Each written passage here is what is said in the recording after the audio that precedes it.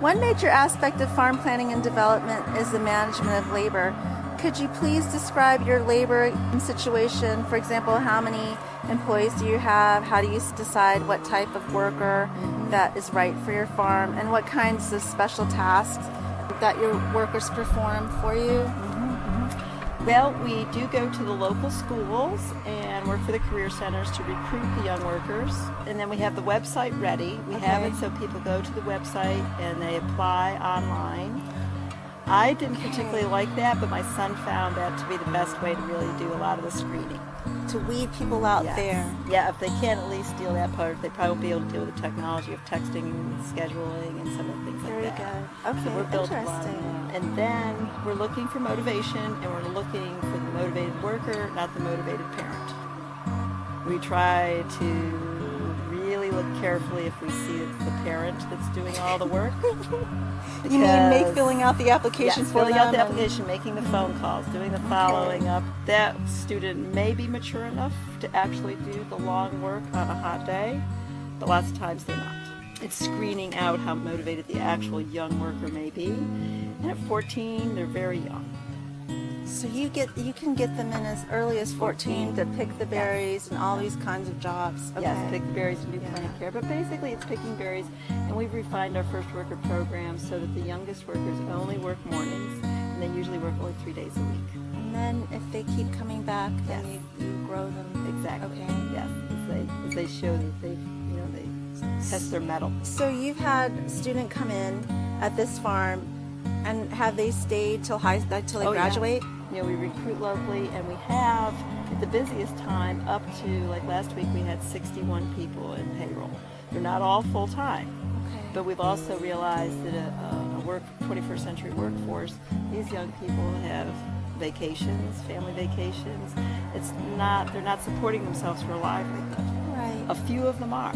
We have fewer 4 to 6 that are supporting themselves as a livelihood, and it's not a high paying position. So they've made a commitment and they like it, and we've gotten such great feedback about it too. So we've had some that have gone to other careers and then have come back. And one of them has a small child. That is awesome. Could you just list some of the jobs that Well, they'll be basically doing? berry picking. Okay, berry So picking. harvesting the raspberries and blackberries and being able to do the quality control as they hand pick premium berries to be going out both retail in our CSA and to farmers market and to small grocers. Okay, then you have another set of labor that manages or works the farmers markets, the CSAs. Some of the kids So have evolved, so they've done both, but we have a lot of retirees and also just individuals that want a part-time work throughout the season, but have really great experiences. Like Marjorie's outstanding. She came in with the grant money. If I hadn't had the grant, I probably wouldn't have hired to that degree. And she's doing the website now. She's in charge of the CSA and done a lot of really neat things. That's awesome. And a lot of retarees in the area. Yeah, so you're giving them like something to do that's productive, and they can use their mind and feel useful. Really finding a niche too. Yeah, retirees and returning. Moms like Marjorie needs a schedule that's flexible for her 2 daughters still in school, and I can be that. What struggles have you faced, and how have you dealt with them in terms of labor? Like, has finding labor limited your farm? You did mention about creative ways that you found labor. Maybe you'll think of more. The biggest challenge is it's hard to motivate young people. They don't have a frame of reference, and they're not particularly hungry in the same regard that an adult motivated to take care of rent and pay for food and automobiles.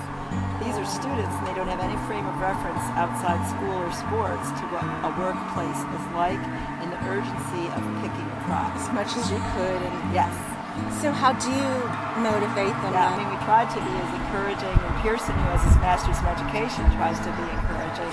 And they have to have a quota. A quota. What is this quota like? The quota is they have to be able to get so many units per hour, and by lunchtime, and after 4 days' time, if they're not able to meet it, it's not the right job for them. And do they sign something to say that they're going to go, or that's just understood? They just know. Okay. And then we'll pay them because they haven't worked over the threshold for withholdings. Okay, got you. How do you organize the work tasks to keep your employees working efficiently? I'm still challenged by that, Teresa. Okay. I am the type of person that I want people to find where that works for them. I am not a really bossy boss. And that's a nice thing about hiring returning workforce folks or retirees. Usually you can tell who's motivated and they do a good job. For the younger people, the quota system works well, and some with peer pressure. I mean, if they come with somebody else and they're driving, or brother and sister are working together, Okay, they're more I get motivated it. to do better. All right. How do you train the new employees? What have you found to be effective or We have ineffective? a video, and Pearson does it, and he does lots of show and tell. And we do try to mentor a young worker with an experienced worker. If you don't have labor as a beginning farmer, some don't want to spend the money on labor. Is that a mistake? Yeah, that is a big mistake. You got to spend money to make money. Okay, so you And your can't people are neglect your it. most important resource. They're your most important capital resource in your project. Without good people, without investing in good people, your chances of success go down dramatically. And it has to start with the individual starting the business. But Yes. look for family first, I would say, and find where their strengths are and be realistic as to where they can contribute. Family, but beyond that, find in your neighborhood, word of mouth. Okay. Find out who's a retiree, a recent retiree, and sometimes the people that want fewest hours are your best find. You don't want somebody necessarily wants full-time work because there's so much seasonality. I'll get disappointed. Right.